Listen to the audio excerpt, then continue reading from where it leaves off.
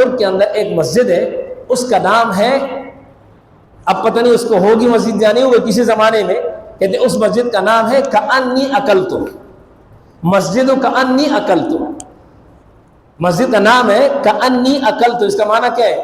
گویا میں نے کھا لیا۔ مسجد کا نام کیا ہے؟ گویا میں نے کھا لیا۔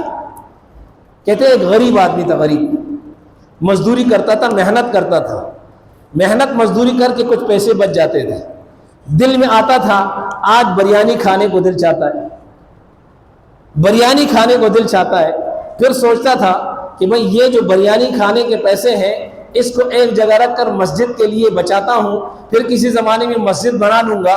تو اپنے نفس کو خطاب کر کے کہتا تھا کأنی اکلت، یہ مسجد میں پیسے مسجد میں نے جمع کر لیے، گویا بریانی میں نے کھا لی۔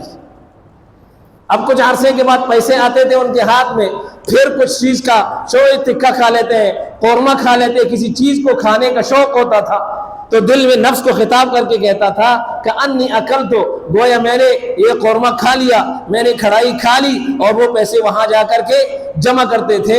اتنے میں سال ہا سال گزر گئے، جب اس کے بعد اس نے وہ رقم جمع کی اور اس پر مسجد بنائی، اس مسجد کا نام رکھا کہ انی اکلت، گویا کہ میں نے کھا لیا ہے، یعنی میں نے اپنے محنت مزدوری کے پیسے جمع کی ہے۔ مرنے کے بعد اللہ تبارک و تعالیٰ نے جنت بھیج دی۔